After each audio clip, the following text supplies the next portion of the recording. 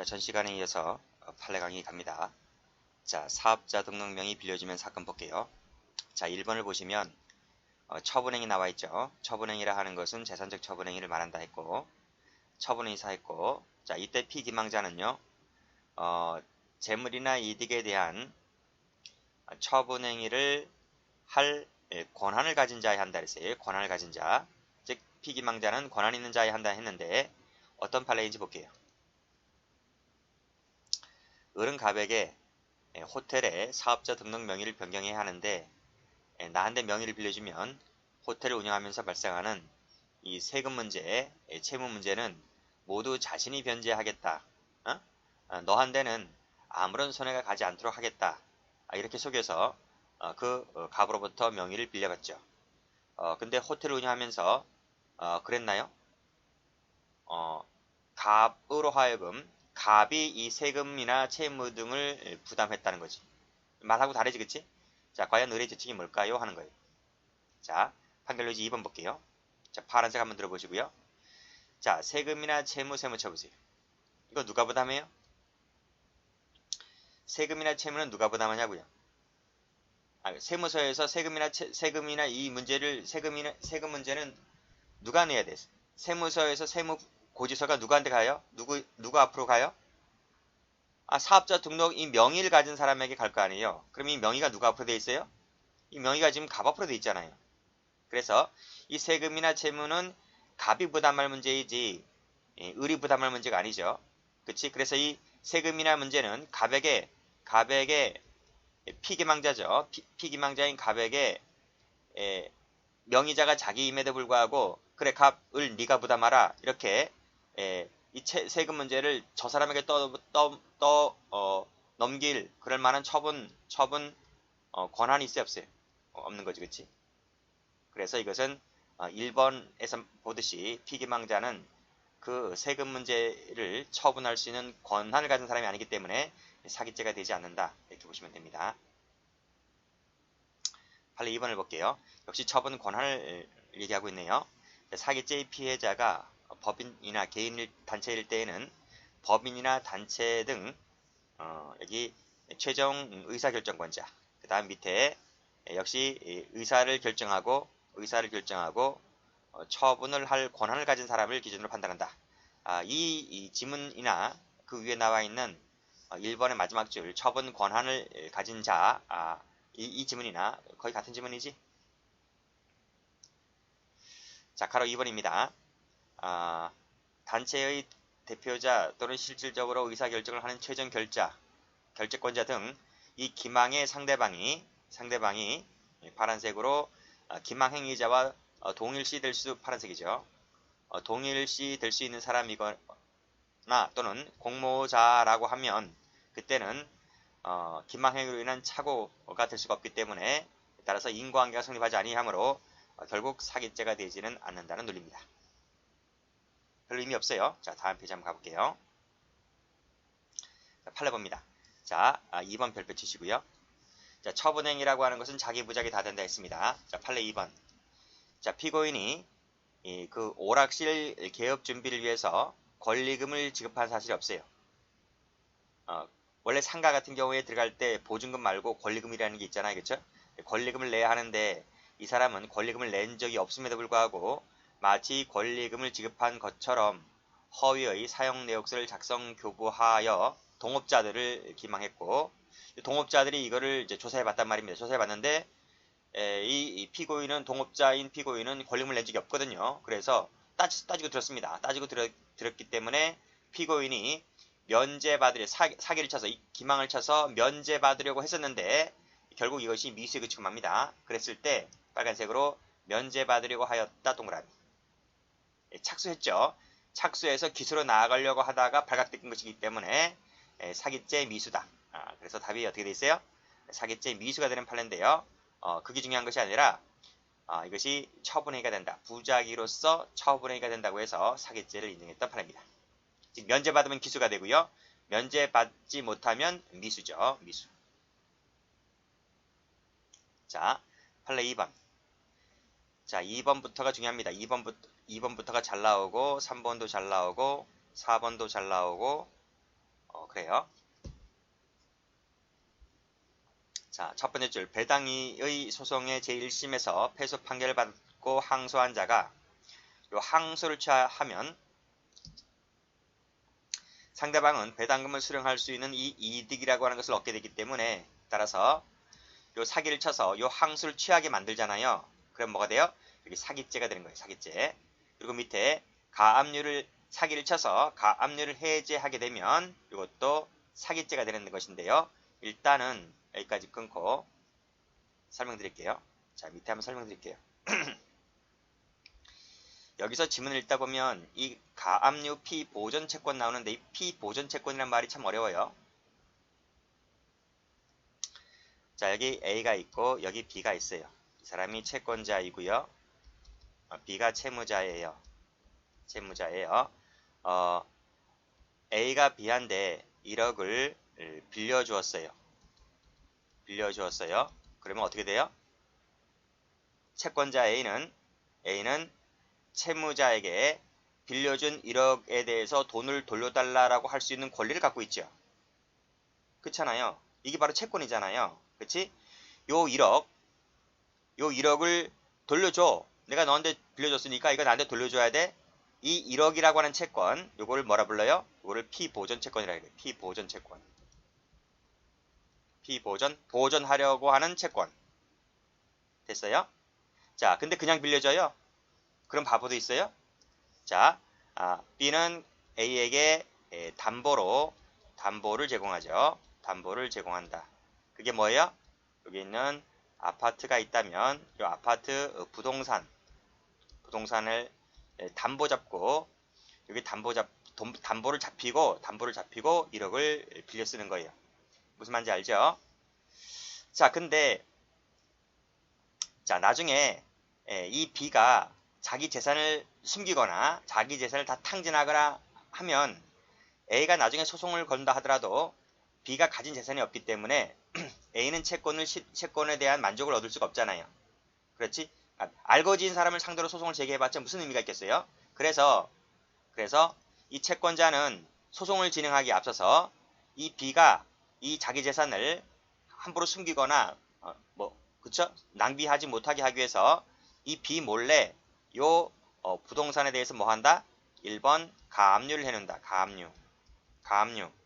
가압류라고 하는 것은요, 본격적으로 소송이 진행되기 전에 하는 절차에 해당한다. 이 가짜가 임시 압류를 해둔단 말이에요. 이 가압류를 해두게 되면요, 채무자는 자기가 갖고 있는 재산을 처분할 수가 없어요. 제가 저번 시간에 말씀드렸지? 처분 금지효라고 하는 것이 생긴다. 처분 금지적 효력이라고 하는 것이 생겨서 이 B는 채무자는 자기 부동산에 대해서 처분할 수가 없다. 설령 B가 이 아파트를 판다 하더라도 이 가압류가 등기된 상태에서 소유권을 넘어가는 것이기 때문에 나중에 A가 이 가압류를 실행해버리게 되면 그때 뭐죠? B는 만족을 가질 수가 없는 거예요. 그러니까 이 자체가 처분해봤자 의미가 없는 거예요. 이해되시죠? 자, 그러니까 B가 이 아파트를 팔고 싶어도 팔 수가 없는 거죠. 자, 여기서부터 이제 사건이 시작됩니다. 자, 채무자가 A에 대해서 사기를 친단 말이야. 사기를 친다. 두 번째, 기망을 한다. 어떻게 해요? 야, 내가 돈 갚을 테니까 아파트 팔아서 원금 이자 갚을 테니까 이거 좀 풀어줘라. 이걸 풀어줘야지 내가 팔 수가 있는 것이 아니냐? 라고 이렇게 사기를 치죠. 그래서 A가 착오를 일으켜요. 착오를 일으켜서 그 말도 맞거든요. 그래서 요 가압류를 자기가 설정했던 가압류를 네 번째 해제해줘요. 가압류를 해제한다. 이게 바로 뭐죠? 이게 바로 사기죄에서 말하는 처분행위다. 이런 말이에요. 처분행위다. 자, 이제 가압류를 풀어줬어요. 그럼 이 아파트는 가압류가 설정되어 있지 않은 아파트입니다. 그렇죠? 그래서 B가 마음껏 이 아파트를 팔고, 그러면 원금과 이자를 갚아야 되는데 갚지 않고 도망가면 뭐가 되는 거죠? 이게 사기죄다. 이런 말이 사기죄다. 그래서 다시 한번 가보시면, 자, 가압류를 해제하면 소유자는 가압류 부담이 없는 부동산의 소유권을 얻게 된다. 이렇게 나오죠. 그래서 이 가압류를 풀어주는 것 자체가 사기죄에서 말하는 처분행위다. 이런 말이에요. 이해되시죠? 해제해주고 그러면 어떻게 되는 거죠? 이거 풀어주게 되면 이제 해지가 없는 상태를 취득해버리기 때문에 이것이 바로 뭐가 됩니까? 사기죄 기수가 된다. 이런 말이에요. 그렇죠? 근데 나중에 이게 또 다퉈요. 뭐 또 다퉈서 또 다시 또 다투고 해서 그 이후에 뭐 가압류피 보존채권이 있네 없네 이런 말이 나왔다 할지라도 이것은 사기죄 기수 이겨 발생하는 것이기 때문에 사기죄에는 하등 영향을 끼치지 못합니다. 아시겠죠? 그 다음에 같은 논리로 가등기를 말소해준다. 사기쳐서 가등기를 말소하게 하는 것 자체가 사기죄 기수가 되는 거예요. 자, 그 다음 여기 끊으시고 그 다음 그 이후에 사기죄 기수가 된 이후에 그런 말이야. 뭐 이게 있네 없네 무효네 아니네 이런 것이 밝혀졌다 할지라도 사기죄는 하등 영향을 끼치지 못합니다. 그럼 조심하시고요. 그 다음에 사기를 쳐서 가처분 취하서를 제출하게 한다. 사기를 쳐서 추심 승낙을 받는다. 이런 것들 전부 다 사기죄가 될 수 있고요. 요 7번 체크해 볼까요? 7번이 바로 우리 전 시간에 배웠죠? 7번이 바로 끝에다가 적으세요. 서명사취 사건이다. 서명사취 사건인데 판례본은 똑같죠? 똑같다. 그래서 여기 보시면 토지 거래 허가 등에 필요한 서류라고 속였다는 거죠. 그렇죠? 근데 토지 거래 허가에 필요한 서류라고 했으면 토지 거래 허가를 받는데 이러한 그 인감 등을 사용해야 될 텐데 토지 허가 등에 필요한 곳에 쓰지 않고 어떻게 했어요? 근저당을 설정해서 돈을 빌려 쓴 거야. 은행에서. 그러니까 이러한 용도대로 쓴 것이 아니죠. 사기죄가 된다. 이렇게 보시면 돼요. 그래서 토지거래 허가 등에 필요한 서류라고 속여서 계약서 등에 이 피해자 갑 등의 서명 날인을 받은 거야. 날인을 받은 거. 이것이 바로 서명 날리는 걸 받은 것 자체가 사기죄에서 말하는 처분행위다. 처분행위다. 이렇게 보는 거예요. 처분행위에 대한 인식과 의사가 있는 것이다. 이렇게 보시면 되는 거죠. 자, 다음 페이지입니다. 자, 판례 1번 체크하시고 2번 체크하시고 출제가 많이 되었죠. 삼각사기 형태입니다. 여기서 등기공무원 세모, 특허청 공무원 세모. 전 시간에 제가 그랬죠. 삼각사기 할 때 법원이나 법관은 여러분의 재산을 처분할 수 있는 권능이 있지만 이 공무원들은 여러분의 재산을 처분할 수 있는 권능 자체가 없기 때문에 사기죄가 되지를 않습니다. 자, 그 다음 3번 판례 보시면요. 토지 일부만을 매수한 자가 전부에 대하여 이전 등기를 필요했을 때에는 자, 여기서 파란색으로 매수하지 아니한 세무 치시고 아니한 부분은 사기죄가 되지 않는다는 논리인데 이게 무슨 말인가 하면 자, 여기 땅이 있어요. 땅이 총 30평이에요. 30평. 총 30평인데 요 3분의 2에 해당하는 20평. 20평. 그게 요 부분입니다. 요 부분. 이 부분이죠. 이 부분. 이게 20평에 해당하는 부분이죠. 자, 됐어요?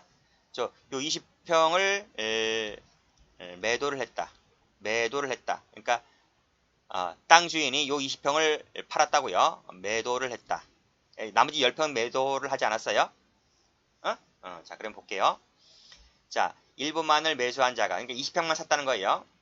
자, 이 부분만을 분할 이전 등기 하겠다고 거짓말하여 소유자로부터 인정을 받았는데 그럼 20평만 자기 앞으로 이전 등기 하면 되는 건 아니겠습니까? 근데 이 전체를 30평 전체를 이전 등기 했다 했을 때 그럼 이 인장을 교부한 매도인은 이 20평에 대한 부분만 처분행위가 있는 것이고 요 나머지 10평에 대한 이 부분은 처분행위나 처분의사가 있어요 없어요? 매도인이 10평에 대한 처분의사가 없어요. 없기 때문에 따라서 이것은 처분의사가 없고 처분행위도 없는 것이므로 따라서 이것은 사기죄가 되지를 않는다. 이렇게 보시면 돼요. 그리고 등기공무원이란 말은 왜 나오는가 하면 피고인이 이 전부에 대해서 이전 등기를 하려고 하면 지 혼자 하는 게 아니잖아요. 등기소에 가서 이 인장이라든지 매도증서, 위임장 이런 것을 제출해야 될 텐데 그때 등기공무원을 속였다는 거예요. 속여서 자기 앞으로 이전 등기를 해야 되잖아요. 근데 등기공무원 자체가 처분 권능이 없는 사람이기 때문에 그래서 이런 지문이 나오는 겁니다. 이 지문은 뭐다? 피해자인 땅 소유주가 10평에 대한 처분 의사가 없으므로 사기죄가 되지 않는다는 지문이 세 번째 줄 나와 있고요. 그 다음 등기소에 가서 등기를 필요할 때 등기공무원을 속여서 이렇게 등기를 낸 것은 등기공무원 자체가 처분 권능이 없는 자이기 때문에 따라서 그 점을 고려해서라도 사기죄가 되지 않는다는 지문. 그쵸? 그런 지문이 다 나와 있는데요. 여러분들은 요 색깔칠한 매수하지 아니한 부분은 뭐다? 처분 의사가 없는 것이므로 이 부분은 사기죄가 되지 않는다는 논리입니다. 4번 가볼게요. 피고인이 피해자에게 백미, 열가, 백가마, 백미라고 하는 것은 그 방앗간에서 도정을 한 하얀 쌀 있죠? 여러분 그 밥할 때 하얀 쌀, 그러니까 벼에서 껍질이 벗겨진 하얀 쌀을 백미라 그래요. 백미, 백미 열가마를 변제한다 말하면서 열가마 백미 보관증을 백가마 백미 보관증이라 속여서 교부하였다. 자, 이 한문 판도 능력이 없는 피해자가 이를 백가마의 보관증이라 믿고 교부하였다 할지라도 나머지 90가마 재물은 소멸할 수가 없고, 이게 무슨 말인가요 도대체? 이런 것 같아요. 피고인이 백미 백가마를 직접 주지 않고 어느 보관소에다 맡긴 것 같아요. 뭐 군청이라든지 농협이라든지 이런 데 맡기고, 그치? 맡겼고 피해자에게 백미 10가마 보관증을 준 것 같아요. 그럼 이 보관증을 가지고 그 농협이라든지 군청에 가면 그 담당직 직원이 있을 거 아니에요. 직원이 거기에 적혀져 있는 대로 100가마면 100가마, 10가마면 10가마에 대한 돈을 줄 것 같아요. 무슨 말인지 알겠지? 근데 이 피고인이 10가마 보관증을 주면서, 근데 알고 보니까 10가마 보관증을 주면서 이걸 100가마 보관증에 속였어요. 그래서 이 100가마 보관증에 속이고 이 보관증을 가지고 돈을 찾으면 100가마 돈을 줄 거 아니겠습니까? 근데 이 한문 판돈 능력이 없는 피해자가 이를 100가마 보관증이라 알고 가지고 가서 돈 달라고 하니까 그 직원이 뭐라 그래요? 영감님 이거 10가마인데요? 10가마 보관증인데요? 라고 말한 거지, 그치? 그럼 가서 따지겠죠? 이봐 자네 이거 10가마 보관증인데 왜 나한테 100가마 보관증이라 그랬어? 무슨 말인지 알죠? 그러면 두 번째 줄, 피해자가 이를 100가마 보관증을 믿고 받았다 할지라도 나머지 90가마가 저절로 채무가 소멸된 게 아니잖아요. 이 할아버지는 나중에 그 사람을 만나서 다시 90가마 달라고 할 거 아니에요, 그쵸? 그렇지? 그래서 10가마 보관증을 100가마 보관증에 속였다 하더라도 여기 나머지 90가마가 소멸될 수가 없기 때문에 이것은 채무 면제 의사가 있다 없다? 채무 면제 의사가 없다는 거야. 그래서 또다시 청구할 수 있기 때문에 이것은 사기죄가 되지 않는다는 논리. 그러니까 전 시간에 배웠죠. 병원 도주 사건, 그쵸? 병원 영화 한 편 보고 와서 돈 찾아서 돈 주겠다, 그치? 이런 논리였잖아요, 그쵸? 그 직원이 채무 면제라는 의사표시가 없지? 이것도 마찬가지입니다. 이 할아버지가 90가마 채무 면제 의사가 없기 때문에 따라서 사기죄가 되지 않는다, 이렇게 보시면 돼요. 또다시 채권을 청구할 수 있는 거예요. 파란색으로 어디 세모 쳐볼까요? 10가마 보관증을 100가마 보관증에 속였다 세모 쳐보세요. 이렇게 세모 치시면 사기죄가 되지 않는다는 논리. 그 다음 5번 가볼게요. 자, 5번 가보시면 두 번째 줄, 기망행위로 인하여 채무를 확정적 소멸, 면제해야 한다는 것 저번 시간에 배웠죠?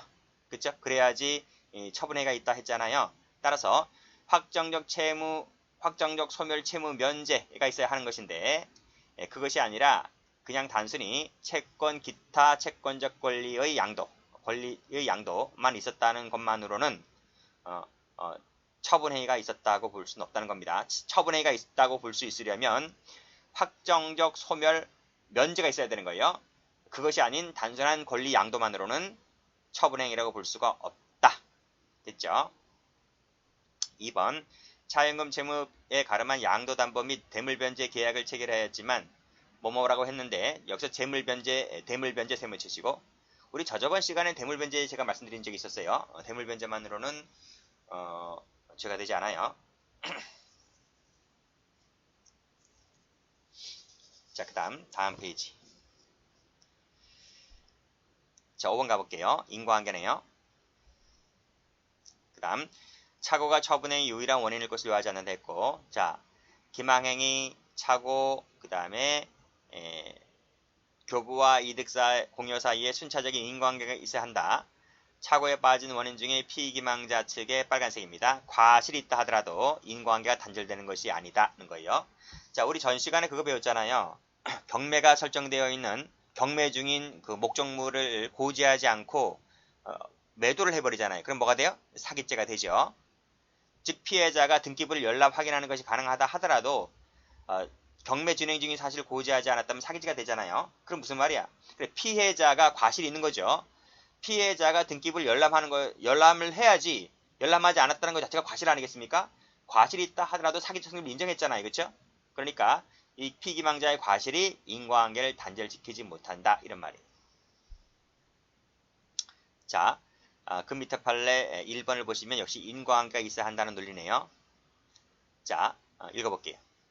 갑은 토지개발공사가 분양하던 택지 분양 신청을 하면서 그 분양 신청을 한 업체가 다수 있을 경우 그 방법은 실적이 많은 업체를 선정하여 분양할 것이라는 사정을 알고서 다수의 경쟁업체가 있을 경우에 그 업체들과 비교하여 그치? 실적이 많은 것처럼 가정하여 택지 분양받기 위하여 A시장 명의 허위 실적 증명원 한 묘를 제출하였다 그랬어요. 그리고 마지막에 갑이 단독으로 결국 분양을 받았어요. 허위 서류를 제출해서 단독으로 분양받았어요. 사기죄가 될 것 같아요? 안 될 것 같아요? 근데 판례 1번 뭐라 그래요? 기망, 착오, 처분행위 사이에 인과관계 있어야 한다 그랬잖아요. 그쵸? 근데 파란색으로 경쟁업체가 없다 세무쳐봐요. 그러니까 인과관계 없다는 이 결정적인 원인이 되지 않는다는 거죠. 허위의 실적 증명 한매를 제출한 것이 내가 이 택지를 분양받음에 있어서 이 실적 증명 한매 제출이 결정적인 원인이 되지 않았다. 왜? 경쟁업체가 없기 때문에.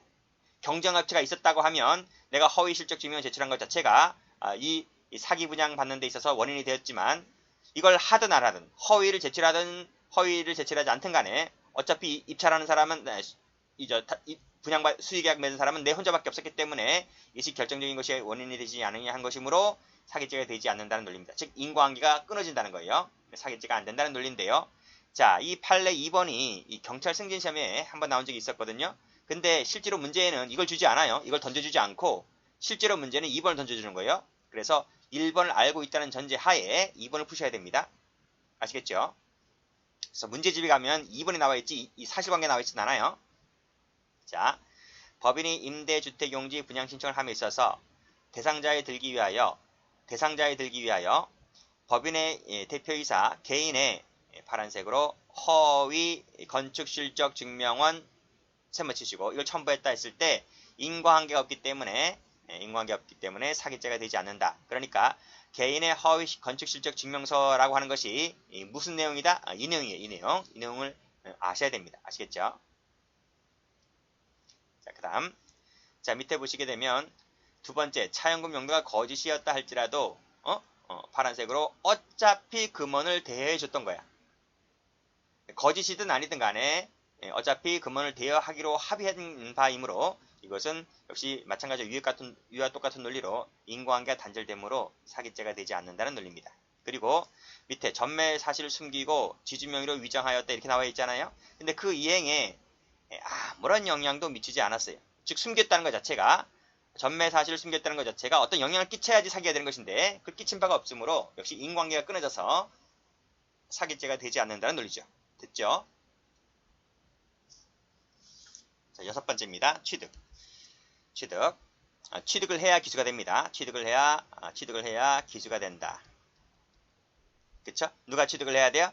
자기가 취득하든 제3자가 취득하든 취득을 해야지 기수가 되는 거예요. 그리고 제가 사기죄 첫 시간에 말씀드렸듯이 손해발생은 요건이 아니다 라고 말씀드렸어요. 자, 여기 나왔네요. 자, 제3자 나왔네요. 제3자 밑줄 그시고 즉 본인이 취득하지 않고 제3자로 하여금 재물교부를 받게 한 경우에 사기죄가 될 수 있으려면 말하고 있는 겁니다. 그 제3자는 자 정을 모르는 도구이거나 대리인의 관계가 있거나 해야 돼요. 그래야 제3자가 취득했을 때 이것도 사기죄가 될 수 있는 논리입니다. 그리고 이 범인에게는 그 제3자로 하여금 취득하게 할 의사가 있을 때 사기가 될 수 있는 거예요. 그러니까 앞에 거는 객관적 요건, 뒤에 것은 주관적 요건이죠. 자, 그 밑에 자, 타인을 기망하여 그를 피해자로부터 재물이나 이득을 전달하는 도구로서만 이용하는 경우에는 여기서 도구 동그라미 간접정범 형태입니다. 그랬을 때는 이것은 피해자에 대해서만 사기죄가 될 뿐이지 이 도구는 뭐다? 별도로 처벌되지 않는다 이런 말이에요.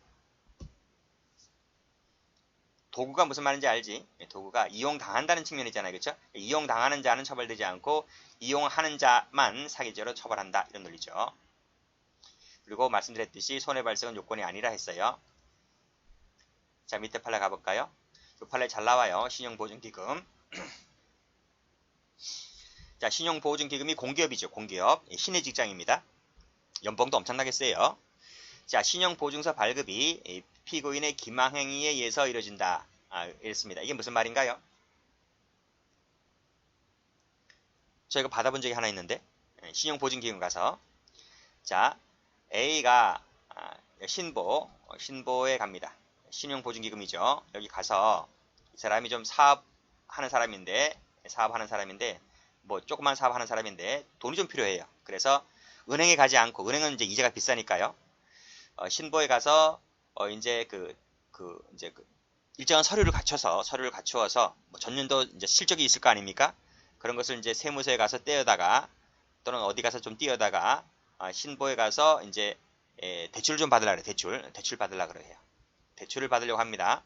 신보에서 심사할 겁니다. 신보에서 심사를 합니다. 심사를 해서 실적도 좀 나와주고 있는데 괜찮군. 그래서 신보에서 이제 이 사업자에게 이제 대출을 해주죠. 대출을 해줍니다. 대출을 해주는데 그 이자가 상당히 싸요. 이자가 2%대, 2%대, 3%대 못 받고요. 한 2%대 나와요. 그러니까 시중 이자가 4%, 5% 나오잖아요. 그럼 2%면 거의 반값 아닙니까? 상당히 싸단 말이에요. 그래서 요 대출 해주는데 대출 해주는 것이 신보가 대출금을 주는 거 아니에요. 요때 보증서를 줘. 보증서. 여기 보증서, 신용 보증서를 발급해준다. 신용 보증서를 발급을 해주면 이 사업자가 이 신용 보증서를 가지고 자기가 거래하던 은행이 있을 거야. 아무 은행도 괜찮아요. 그 은행에 가서 신용보증기금에서 신용보증서를 발급해 준 것을 가지고 은행에 제출하면 은행에서 또 심사를 한 번 더 합니다. 근데 앞에서 신보에서 심사를 거쳤기 때문에 은행에서는 그다지 까다롭지 않게 이제 심사를 해서 이 사람에게 이제 자금을 대출을 해주는 거예요. 무슨 말인지 아시겠죠? 근데 제가 지금 설명하기는 신용보증서를 A가 가져가서 이렇게 하는 것인데, 근데 원칙적으로는 직접 가져가진 않아요. 요즘 인터넷으로 되어 있기 때문에 인터넷에서 그냥 바로 그 서류를 메일로 보내기 때문에 바로 신보에서 A가 그 은행에 가면 그 신보에서 이렇게 신보 담당자가 그 은행 메일로 이렇게 보내준단 말이에요. 보내주게 되면 이쪽에서 심사를 해서 이제 대출금이 납니다. 됐어요? 그럼 1억이면 1억 해당하는 대출금이 나오는 거예요. 자, 근데 이것이 사기를 쳐서 이 보증서 발급이 이루어진다는 거예요. 그랬을 때 사기죄가 되는데, 그때 사기친 액수는 얼마일까요? 액수는 이 신용보증기금에서 보증승액 있잖아요. 1억이면 1억에 해당하는 이 보증금액 상당액이 사기죄 액수다, 이런 말이에요. 됐죠? 자, 밑에도 같은 판례인데요. 대한주택보증의 임대보증서 발급이 보증금 보증서 발급이 역시 기망행위에 의해서 이루어지죠. 그렇죠? 같은 논리예요. 묶으세요. 있을 때 역시 사기죄 액수는 역시 주택보증이 보증한 임대보증금 동그라미 이 상당액이 사기죄 액수다, 이런 말이죠. 근데 이 신용보증기금 판례가 더 잘 나왔어요. 자, 밑에 판례도 잘 나오기 때문에 이것도 한번 체크해 볼게요. 자, 어음이죠. 어음 할인이 무슨 말이죠? 할인은 무슨 말이에요? DC 해주는 거예요. DC. 에 의한 사기죄 편취액이라 나와 있는데요. 자, 이게 무슨 말인가 하면, 이제 A가 있고, A가 이제 어음을 갖고 있어요. 어음 소지자예요. 소지인이에요. 근데 어음 자체로는 어떻게 쓸 수가 없잖아요. 그래서 그 어음에 보면 이제 결제일이 있을 거예요. 결제일. 뭐 3개월 후에 그 은행에 가서 어음을 제시하면 그 어음의 액면에 나와 있는 그 금액을 은행 직원이 이제 결제일이 다가왔기 때문에 그 액면금에 해당하는 그 금액을 이제 A에게 준단 말이에요. 근데 당장은 못 써요. 당장은 못 쓰고 3개월 있다 써요. 어음이나 수표가 다 그래요. 어음이나 수표가. 근데 3개월을 어떻게 기다려요? 이 사람은 장사하는 사람이고 빨리 돈이 유통돼야 하는데 급전이 필요한데 지금 3개월 어떻게 기다리냐고요. 그래서 이 어음을 싸게 팔아요. 그게 할인 DC, 할인. 그래서 B라는 어음을 사는 사람이 있어. 어음을 사는 사람을 뭐라 그러지? 어음을 사는 사람이 있다고요. 그래서 이 어음 뭐라 그러지? 이 사람에게 팔아요. 이런 사람에게 판매를 한다. 매도를 한다. 매도. 그러니까 이 매수인이죠. 매수인. 그냥 팔아요? 그냥 팔면 이 B가 남는 게 없잖아요. 어차피 3개월은 올 것이고요. 3개월은 올 것이고. 그래서 이 B라는 사람이 3개월 있다가 은행에 가서 이걸 지급 제시를 하면 은행은 소지인에게, 이 사람이 소지인이잖아. 소지인에게 이 액면금에 해당하는 돈을 지급을 한단 말이에요. 무슨 말인지 아시겠어요? 자, 이때 자 발행인이죠. 발행인이 이 B에게 매도할 때 그냥 액면가 그대로 판매하냐고. DC에서 팔지. DC에서 할인해서 매도를 한단 말이에요. 그게 보통 10%. 그러니까 1,000만원짜리면 900만원에 판단 말이에요. 무슨 말인지 알겠어요? 그러면 이제 B도 먹는 게 있잖아요. 이해되시죠? 그래서 이 할인에 의한 사기죄에서 편취 액수는 액면금이 아니라 뭐다? 피해자로부터 실제 수령한 할인금이다. 그럼 이 B는 얼마 주고 샀어요? 900 주고 샀잖아요. 그치? 그러니까 피해자로부터 실제 수령한 할인금 이거지. 이게 바로 사기친 액수다 이런 말이에요. 왜 DC는 이 사람이 피해 본 게 아니잖아. 그렇죠? 이 사람은 900 주고 샀으니까. 그러니까 요 사람이 요 A가 사기꾼이란 말. 사기꾼이 B한테 사기친단 말이죠. 어떻게? 이건 부도되는 어음이란 말. 부도어음. 그러니까 부도가 곧 조금 있으면 부도날 어음이란 말이죠. 그래서 부도날 어음인데 이 사람이 부도가 되지 않는다. 이건 무조건 결제가 되는 어음이다. 라고 해서 사기 구라치어서 팔 거 아니겠습니까? 그러니까 B가 그거를 멋모르고 산단 말입니다. 근데 은행에 가서 지급 제시를 하다 보니까 은행에서 이 어음 부도 났는데요? 이거 쓰레기인데요? 이렇게 말하는 거예요. 그러면 이 B가 얼마 주고 샀다고요? 900 주고 샀다고요. 그럼 900만 원이 뭐가 되는 거예요? 사기죄 피해 액수 아니겠습니까? 그래서 이 피해자가 손해난 것은 얼마다?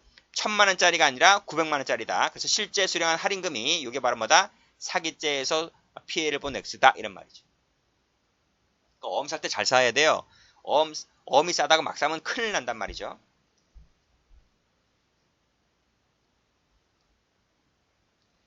자, 다음 판례입니다. 재물 편취를 내용으로 하는 사기죄에 있어서 빨간색으로 이 기망을 통해서 재물 교부가 이루어지잖아요. 그치? 그러면 사기죄가 되는 거예요. 이 사이에는 생략된 말이 많아요. 그쵸? 기망을 통해서 착오가 이루어지고 착오에 의해서 처분행위가 이루어지고 그 다음에 재물교부라는 말은 취득이죠. 요게 바로 재물교부가 있다는 말은 취득이 있다 이런 말이지. 그러면 사기죄가 끝나는 겁니다. 일단 끊고 그 다음에 뭐 상당한 대가 세모 돼지꼬리 손해가 없다 돼 세모 돼지꼬리 이런 것은 하등 영향을 끼치지 않는다. 그치? 손해 발생 요건이 아니기 때문에 자, 그 밑에 2번도 마찬가지입니다. 이미 취득했다 하면 기수가 되죠. 기수가 된다. 그 옆에 사후에 반환했다. 세무돼지꼬리, 뭐 변상했다. 세무돼지꼬리 이런 것들은 기수 이후 문제니까 사기죄는 성립에는 영향이 없어요. 근데 나중에 이제 양형을 고려할 때는 참작사유가 되지만 범죄 성립 자체는 사기죄 이렇게 나오는 거예요. 됐어요? 자, 판례 1번에 2번 볼게요. 사기죄에서 그 대가가 일부 지급되었다 했을 때 편취 액수는 그 차액을 공제하는 것이 아니라 빨간색으로 대가 전부다. 전부 동그라미. 전부라는 게 나와요. 전부라는 거 조심하시고요. 그 다음에 3번도 거의 같은 취지입니다. 기망을 통해서 밑에 기망을 통해서 다 동그라미 쳐보세요. 재물교부가 이루어지잖아요. 재물교부를 받았다면 뭐가 되는 거예요? 여기서 기수가 되는 거예요. 기수. 역시 같은 논리로 민사상 구제수단이 있네 없네 이딴 거 다 필요 없어요. 그건 다 기수 이유 문제다 이 말이에요. 민사소송 나와있지? 다 기수 이유다 이거예요. 담보권 설정이 따랬지? 다 필요 없어요. 다 필요 없어요. 다 기수 이유다 이거예요. 그 다음 6번 가볼까요? 6번 제가 한 적 있는데 분식이란 말 나와있지?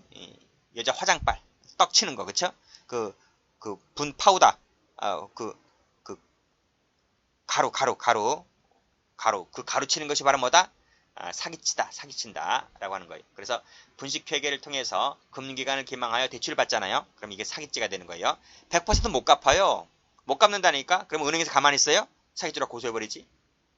여기서 또 마찬가지로 담보가 있네 없네, 뭐 손해가 있네 없네, 뭐 사회 대출금이 상환됐네 안 됐네 이런 것은 다 필요 없어요. 그리고 석유정제업자를 기망했죠. 기망 동그라미. 요 석유정제업자라는 것이 개인 또는 기업이잖아요. 개인 또는 기업이기 때문에 개인적 법이지, 개인적 법이. 그래서 사기죄가 돼요. 그쵸? 사기죄 첫 시간에 할 때 말씀드린 바가 있고, 역시 같은 논리로 손해 발생은 요건이 아니다 고 말씀드렸고요.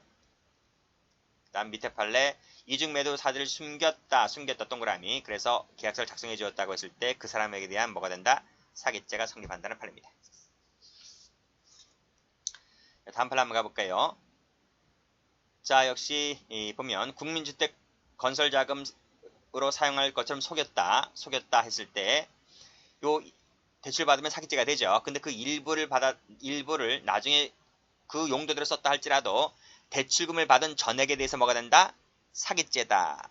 분할되는 게 아닙니다.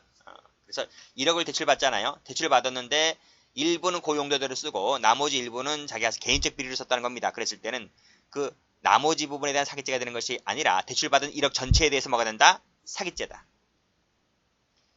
보험금 편취할 의사로 고의적 사고를 유발했다 했을 때 사기죄가 되는 것인데, 이 친구가 경미한 상해를 입었다.